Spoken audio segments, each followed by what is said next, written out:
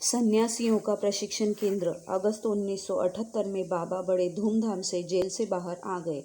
Patna high court ने उन्हें समस्त झूठे आरोपों से मुक्त कर दिया था। कुछ दिनों के बाद बाबा ने केंद्रीय धर्म प्रचार सचिव आचार्य तपेश्वरानंद अवधूत को बुलाया और कहा, दबाव प्रशिक्षण केंद्र में पुरुष और महिलाएं प्रशिक्षार्थी एक ही मकान में रहते हैं, जो कि उचित नहीं है। वहाँ के प्रशिक्षक आचार्य चिदानंद अवधूत से कहो कि वे दोनों के अलग अलग रहने की व्यवस्था करें।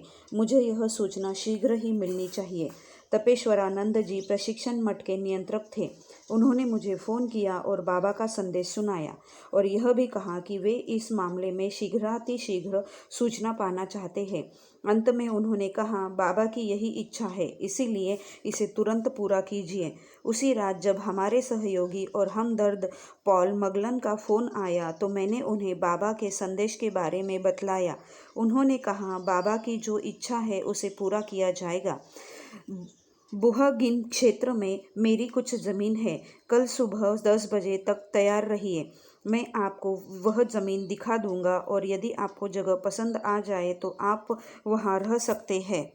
दूसरे दिन उन्होंने मुझे वह ज़मीन दिखलाई जो कि हमारे प्रशिक्षण केंद्र से 3 किलोमीटर दूर थी। वह नारियल के वृक्षों से घिरी हुई जगह थी जिसका धरातल आसपास की ज़मीन के धरातल की अपेक्षा काफ़ी नीचे था और इसीलिए बड़े और चौड़े नाले की तरह वहाँ चारों तरफ पानी भरा हुआ था। मुझे वह जगह बिल्कुल पसंद नहीं आई। लौटते हुए मैंने पूछा, पॉल, मेरे विचार से यहाँ आसपास में तुम्हारी और ज़मीन भी है। उन्होंने कहा, आपको कैसे मालूम हुआ?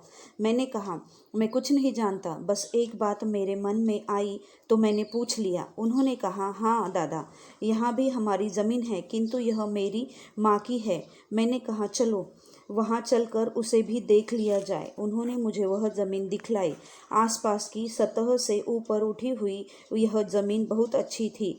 उसके एक तरफ पगस होम्स नाम की एक सुव्यवस्थित और लंबी चौड़ी ज़मीन थी और दूसरी तरफ साउथ सुपर हाईवे था। मुझे वह जगह पसंद आई और मैंने पॉल से कहा, आपकी माँ धार्मिक स्वभाव की है, वे कभी इनकार नहीं करेगी। दूसरे दिन पॉल से यह शुभ समाचार मिला कि उनकी माँ ने हम लोगों को वह ज़मीन उपयोग करने के लिए दे दिया है। इस तरह सन्यासियों के प्रशिक्षण केंद्र के लिए हम लोगों को वह ज़मीन मिल गई।